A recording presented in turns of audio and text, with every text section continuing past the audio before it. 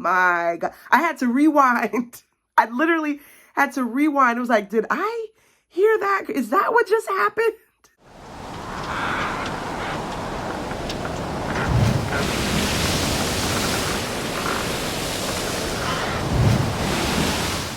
Hi there. How are you all? I hope that you're having a great day today.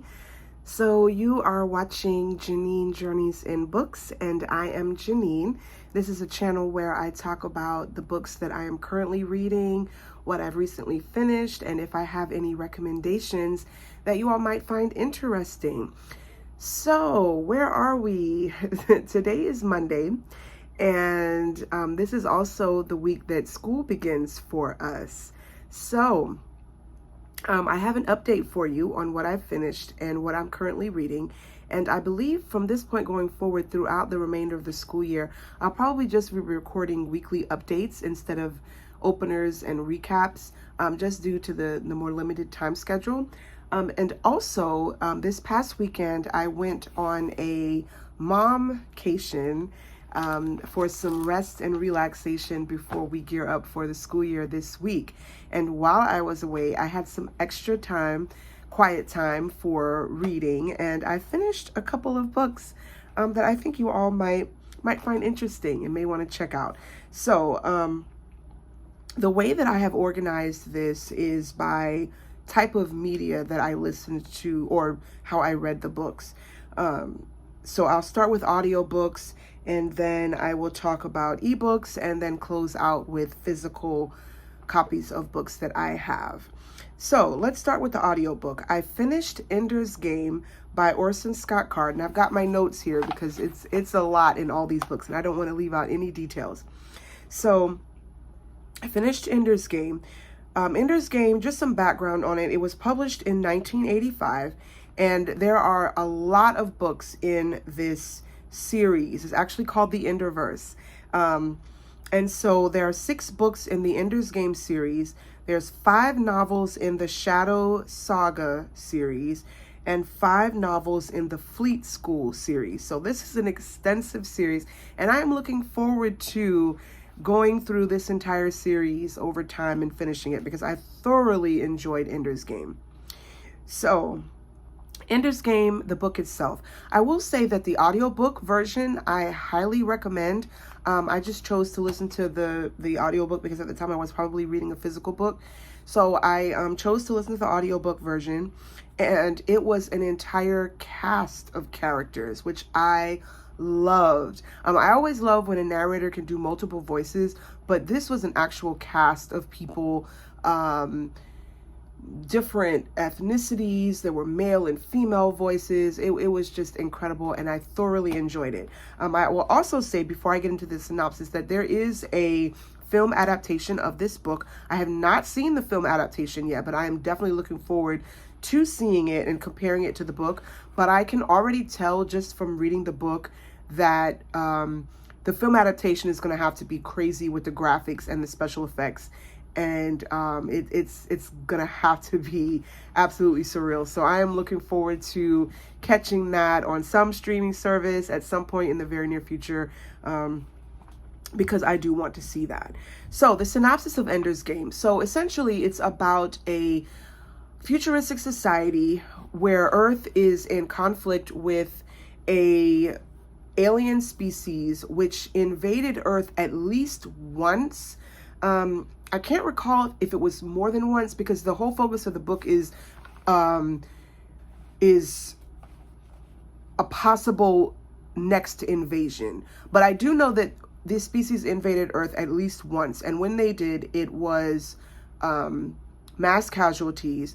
One interesting thing about this alien species you'll find in the middle of the book, and it's not a spoiler, it's just a description of the alien species, which I thought was interesting, is that they kind of function like an ant colony where there's a queen, and they also kind of operate like as one. Like they don't, as a group, get together and strategize and decide and discuss their tactics. I mean, it's just like instantaneously they all just move and follow the queen essentially.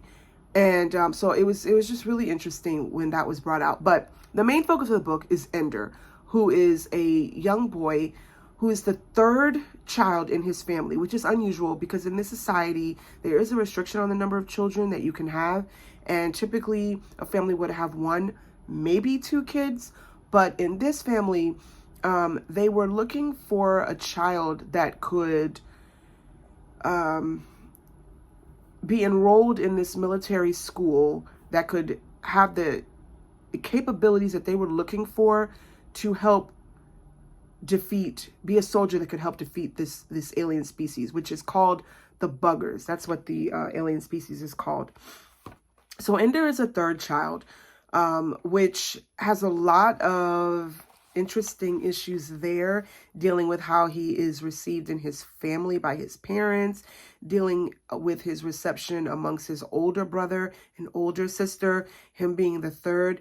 And I don't think it's a spoiler, but he is eventually, you find this out early in the book, that he is selected out of the children in his family to go on to this military academy to be trained to be a soldier fighter in this space war against the alien species. What I think I mentioned in a prior video is that I enjoy just the incredible intelligence, wit, resourcefulness, creativity, just quick thinking, courage of this main character. I mean, to me, he's like the model hero in any novel. And in addition to that, you also see his just flat out humanity. You see his fears. You see his struggles with finding, who he is, and dealing with his emotions, and dealing with his place in his family, how he's received in his family. Essentially, when he's going off to this military academy, they're basically telling him, you're not going to see your family again. He was about, I think he was 6 years old when he left, and they were like, you're not going to see your family again until you're 18. So, I mean, it's just incredible. Some of the accepted ways and facets of this culture is just really, really interesting. So we see that how Ender progresses through this military academy and what he's able to accomplish and what he's able to achieve. And I'm going to leave it right there with this synopsis, because any more I think is going to give away spoilers for the book. But I will say this. There was a point near the end of the book, the climax essentially of the book, and I did not see it coming. I mean, I did not see it coming at all. And when I got to that point, I was listening to it with my AirPods on audiobook. And when I got to that point, I literally stopped and I was like, oh my God. I had to rewind. I literally had to rewind. It was like, did I hear that? Is that what just happened? I was like, oh my gosh, no, what? I was just all over the place. And I loved every minute of it. I loved that climax. I did not see it coming. And it was exceptional. It was exceptional. Yeah, it's still, I just can't believe that that's what happened in that book. But anyway, that was Ender's Game. I think you will definitely enjoy it. I always give disclaimers about language and mature content, and there is a bit of language in this, but I really don't think that it takes away from the book that much. But I'm letting you know, in case that's something that you have zero tolerance for, there's a little bit of language in there. So that was Ender's Game. And like I said, I am looking forward to continuing with the series. So when I finished Ender's Game, the next audiobook that I chose was Eye of the World. And that was written by Robert Jordan, published in 1990. And Eye of the World is considered high fantasy. So we've got people with interesting attributes, possibly some powers going on here. But The Eye of the World is the first book in the Wheel of Time series. There are 14 novels. I am just going with the long series here. It's 14 novels in this series, and also a prequel.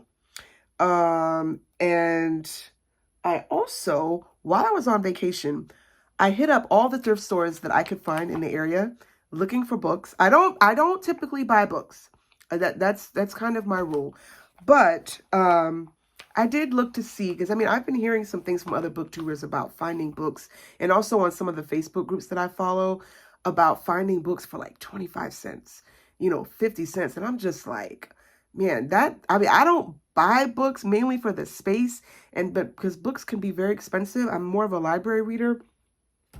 But when I heard about people finding books for like a quarter, I was like, wow. So because I know that the Eye of the World and the Wheel of Time series, so far, Eye of the World is excellent. I'm going to get to that. But the Wheel of Time series is so good.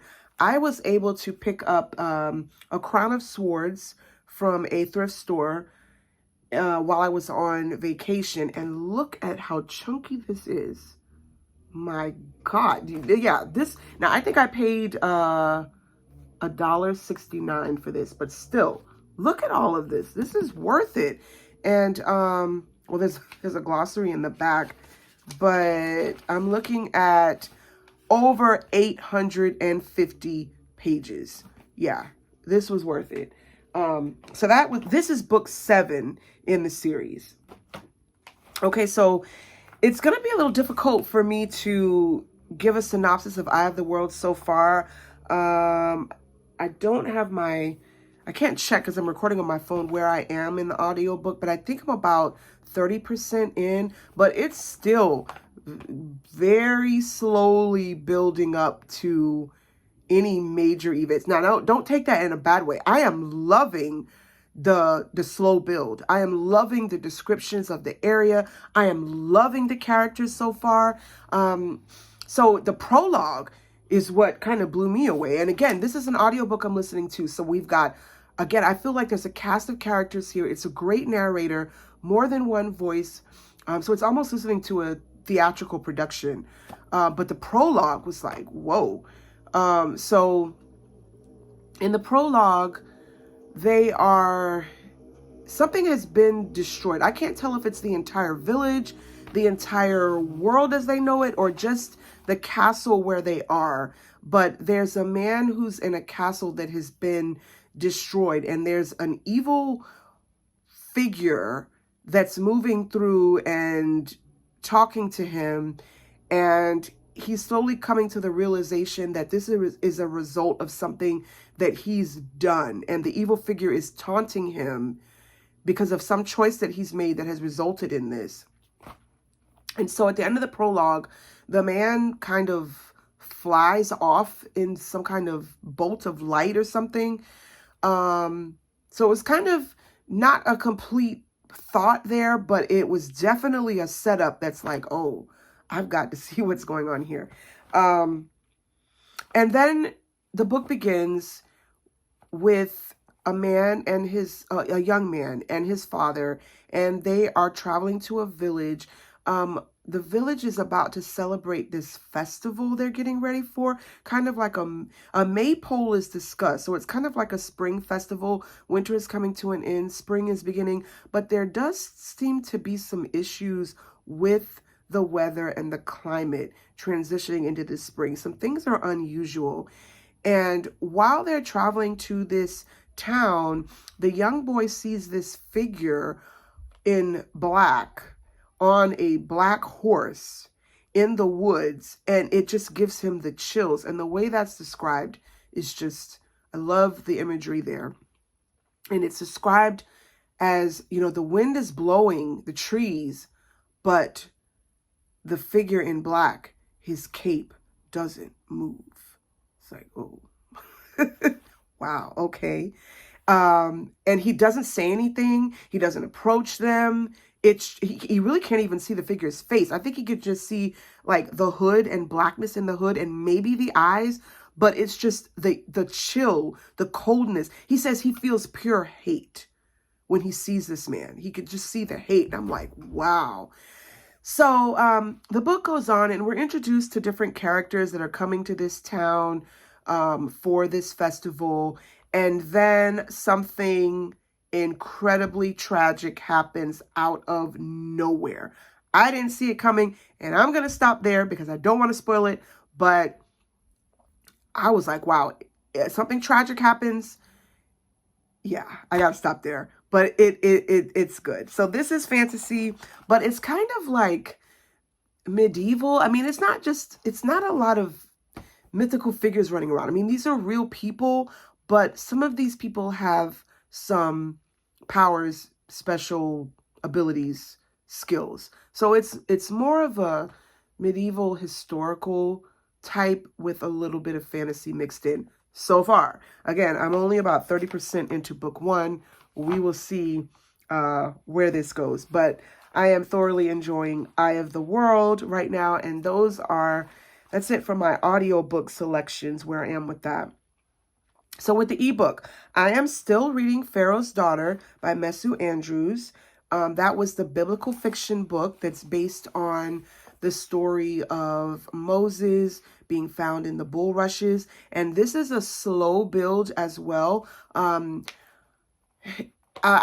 I'm reading it, I'm trying to see where I think it may go, where it kind of begins to align with the actual Bible story. It's a lot of buildup. It's a lot of history. I'm trying to see if the woman being described here is actually Pharaoh's daughter, or if that's going to be a little further down the line. But so far, we're seeing this woman who is adopted by this high member in Egyptian society. Her brother is, I guess you would call him the pharaoh at this point. And she is married off to one of the generals who lives away from the main center of where Pharaoh is. She's kind of sent away from the family, but she's married off to kind of help with it's more of a diplomatic marriage. It was an arranged marriage. She essentially said, okay, come here, you're going to meet your husband. And she walks in and this man's standing there. And so she's being sent away. But what I really, really enjoy in this is the imagery. And like I had said in a previous video, the research that has gone into what would daily life had been like. This woman weaves linen. There's also a Hebrew linen weaver that's in the place where she's going. She has what we understand to be her sister, who has been told that now you're going to have to be her handmaid and go with her.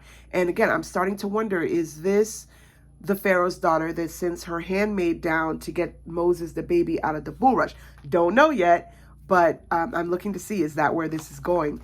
But just the descriptions, like they describe as she's on this barge, which is literally being towed through the Nile because it's the low season where the Nile hasn't flooded and flooded over its banks, so the water levels are low. So they're essentially tugging this barge, and they're describing the ropes that are pulling the barge like as thick as a man's arm. And see, these are the terms that she uses, which I think are incredible. And then she's describing the food that they're eating while sitting on the barge. It's a roll with some egg baked in the middle. And then they have some dates that they're eating alongside that with grape juice. And so, you know, I just really love the imagery. I love the details. Someone's doing their yard work out there, so I apologize if you can hear lawnmower out there.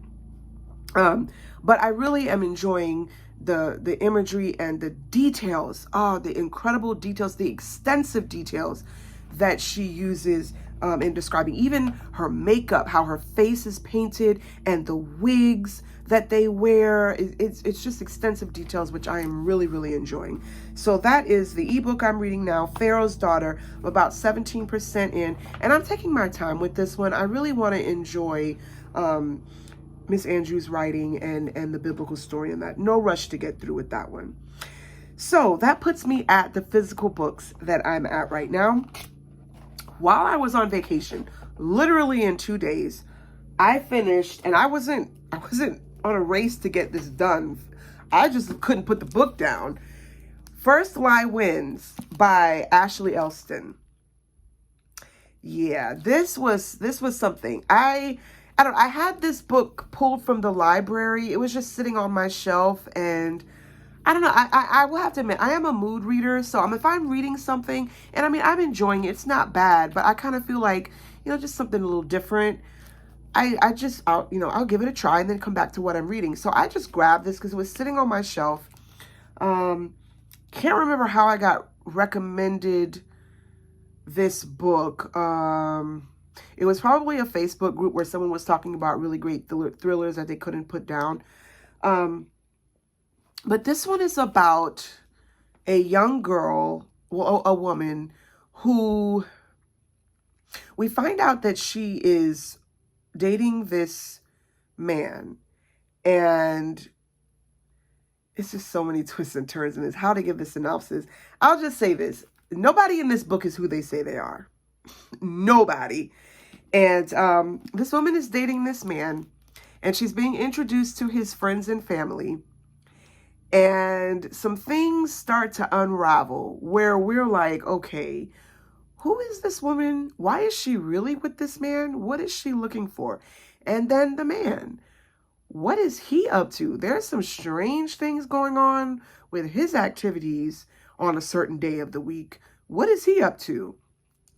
And it just goes from there. I can't say any more because literally the first chapter, it takes a turn and you're like, oh, something fishy is going on here. And it kept going like that. Like every 5 pages, a new twist happened. Every 5 pages, a new twist happened. And you're like, wow. So you couldn't put the book down because you're like, oh, I got to find out what's going to happen next. I got to find out what's going to happen next. It was really unputdownable. I enjoyed it. Language, there is some strong language in this. It's not, okay, if this was a movie, it would be rated R. I will just say that. Rated R movie, but, some profanity. But the book was it was a thriller. It's a quick thriller. I think if you want an entertaining read, this would be it. I've also found that this book is in process of being made into a film. So I have to look out for that. Can't remember which company has acquired it. But yeah, this is in the process of being made into a film.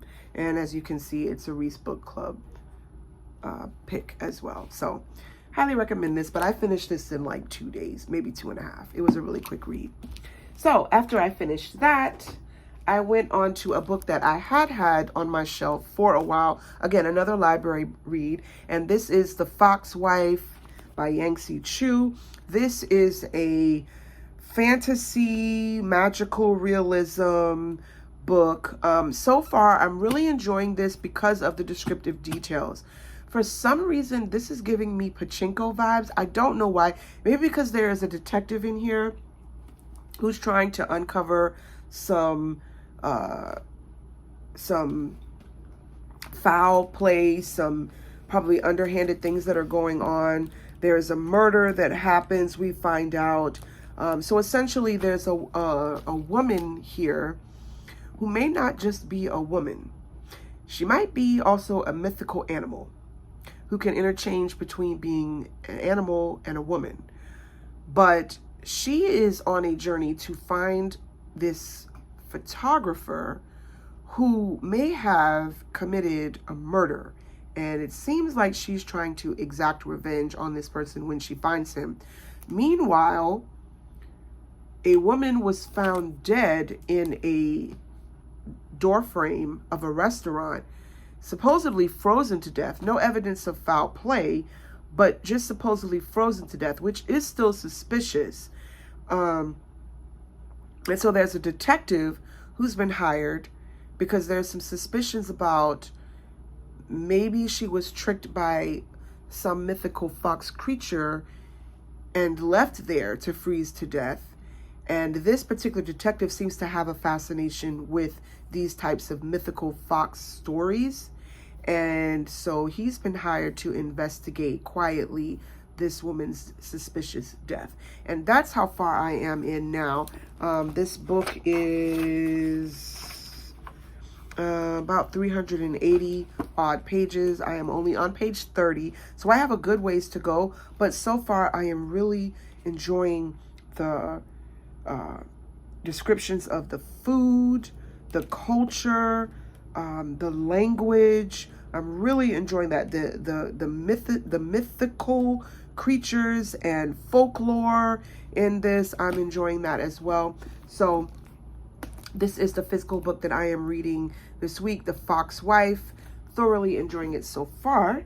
And next week I should have an update as to where I am with all of those. So I hope that you all have a great week this week. Please let me know in the comments what you're reading right now, or if you've recently finished something, please let me know how it went for you. Would you recommend it? Or anything else that you'd like to share. I'd love to have a chat with you in the comments and see what is going on. So as I said, I may not see you all again until next Monday. I am also experimenting with possibly doing some lives, trying to get that set up and see if that may be a little easier than filming and editing and posting. So that may be something coming in the future, me just filming live with you. But until then, I hope that you have a great week again, and I will see you in the next video.